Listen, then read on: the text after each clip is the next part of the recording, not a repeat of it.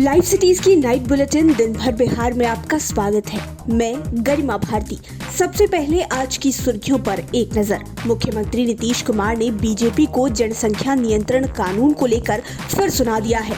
Bihar cabinet में 6 एजेंडों पर मुहर लगी है। केंद्रीय मंत्री आरसीपी सिंह के स्वागत को लेकर थम नहीं रहा है पोस्टर विवाद। ललन सिंह ने लोकसभा में की जातीय जनगणना की जोरदार मांग। आपराधिक रिकॉर्ड छिपाने वाली राजनीतिक पार्टियों पर चला सुप्रीम कोर्ट का डंडा। बीजेपी, जेडीयू और आरजेडी समेत 8 दलों को भरना होगा आर्थिक जुर्माना।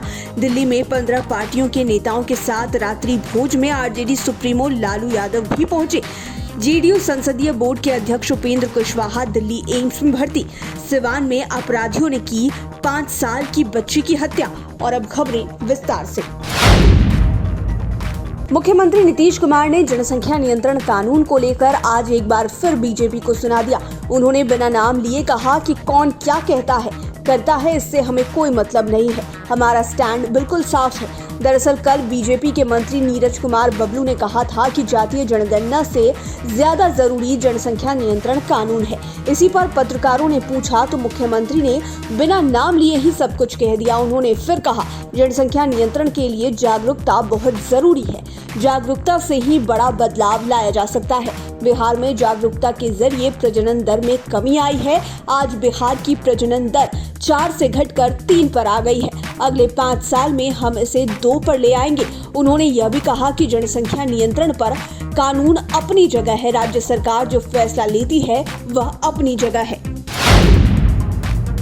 अध्यक्ष ललन सिंह ने भी जातीय जनगणना की मांग जोरदार ढंग से की है। उन्होंने आज लोकसभा में 2 टूक कहा। देश के विकास के लिए जातीय जनगणना बहुत जरूरी है। जाति आधारित जनगणना होनी ही चाहिए।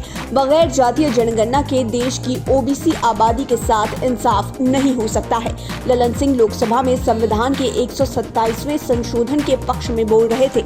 उन्होंने कहा कि जेडीयू इस संशोधन के लिए इसलिए समर्थन कर रहा है क्योंकि ओबीसी के विकास के मामले में केंद्र सरकार की नीयत साफ है। जेडीयू में नहीं थम रहा है पोस्टर विवाद। पहले लगाए गए पोस्टर में ललन सिंह और उपेंद्र कुशवाहा गायब थे। पार्टी के अंदर खाने में सियासी हंगामा हुआ तो राष्ट्रीय अध्यक्ष ललन सिंह को शामिल किया गया, लेकिन उपेंद्र कुशवाहा अभी भी पोस्टर से आउट हैं। दरअसल जेडीयू के पूर्व राष्ट्रीय अध्यक्ष आरसीपी सिंह केंद्र में मंत्री बनने के बाद 16 अगस्त को पहली बार बिहार आने वाले हैं। उनके स्वागत में जो पोस्टर जारी हो रहे हैं उसमें कभी ललन सिंह गायब हो जा रहे हैं तो कभी उपेंद्र कुशवाहा। कल मुख्यमंत्री नीतीश कुमार ने सफाई दी थी।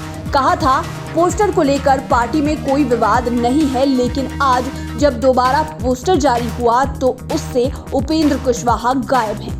पोस्टर लगाने वाले अभय कुशवाहा ने साफ कहा कि पार्टी में एकमात्र नेता नीतीश कुमार है, बाकी सब पदाधिकारी हैं।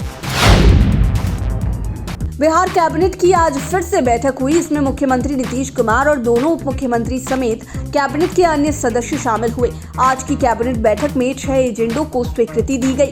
कैबिनेट ने दीघा सोनपुर गंगा पुल के लिए 598 करोड़ रुपए मंजूर किए। इसमें अब पुल निर्माण के कार्य में तेजी आएगी। इसके साथ ही टीकाकरण के लिए भी कैबिनेट ने हरी झंडी दे दी। चेयरमैन और मेंबर चेयरमैन नियमावली को भी स्वीकृत किया गया।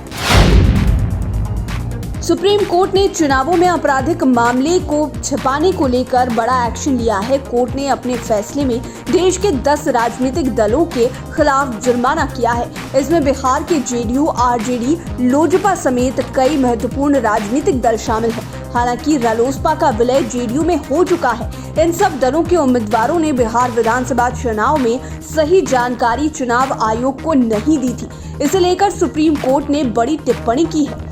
कहा, कोर्ट ने कई बार कानून बनाने वालों को आग्रह किया कि वे नींद से जगें और राजनीति में आपराधीकरण रोकने के लिए कदम उठाएं, लेकिन वे लंबी नींद में सोए हुए हैं। यह चिंता का विषय है।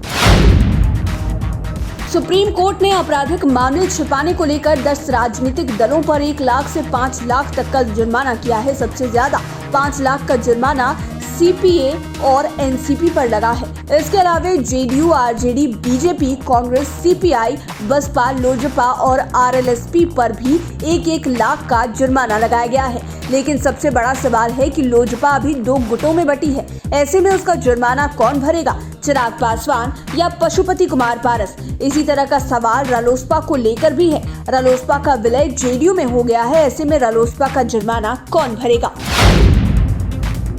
कांग्रेस के वरिष्ठ नेता कपिल सिब्बल के दिल्ली स्थित अपने आवास पर देर रात 15 पार्टियों के लगभग 4 दर्जन नेताओं को भोज दिया गया। इस रात्रि भोज में आरजेडी सुप्रीमो लालू यादव भी शामिल हुए। बीमारी और जेल से बेल मिलने के बाद लालू यादव पहली बार इतनी बड़ी बैठक में भाग लेने गए थे।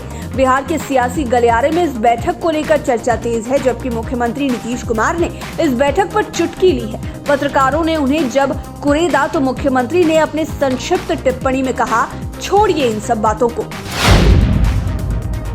जेडीयू संसदीय बोर्ड के अध्यक्ष उपेंद्र कुशवाहा की तबीयत अचानक बिगड़ गई है। वे दिल्ली एम्स में भर्ती हैं। तबीयत खराब की जानकारी उपेंद्र कुशवाहा ने खुद दी है। उन्होंने अपने फेसबुक पोस्ट पर लिखा कि कल से दिल्ली के एम्स अस्पताल में अपने स्वास्थ्य से संबंधित नियमित जांच के लिए भर्ती हूं। उपेंद्र कुशवाहा के पोस्ट के बाद कई राजनेताओं ने उनके जल्द ठीक होने की कामना की है। आपको बता दें कि इन दिनों उपेंद्र कुशवाहा बिहार के जिलों की लगातार यात्रा कर रहे थे।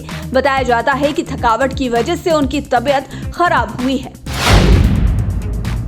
सिवान में अपराधियों ने 5 साल की बच्ची की नृशंस हत्या कर दी। दरअसल पंचरुखी थाना क्षेत्र के आलापुर गांव में आज उस समय सनसनी मच गई जब बच्ची का शव झाड़ी में मिला। शव देख गांव वाले आक्रोशित हो गए और जांच करने पहुंची पुलिस पर पथराव कर दिया। पथराव से पुलिस की गाड़ी क्षतिग्रस्त हो गई। पुलिस को शंका है कि बच्ची के साथ जबरदस्ती करने की कोशिश की गई और साक्ष्य मिटाने के लिए उसकी हत्या कर दी गई। पुलिस ने संदेह के आधार पर एक युवक को गिरफ्तार किया है। बताया जाता है कि पूछताछ में युवक ने अपना जुर्म कबूल कर लिया है। मासूम गांव की ही अनूप सिंह की बेटी अनुष्का सिंह थी। वह कल शाम से ही घर से गायब थी।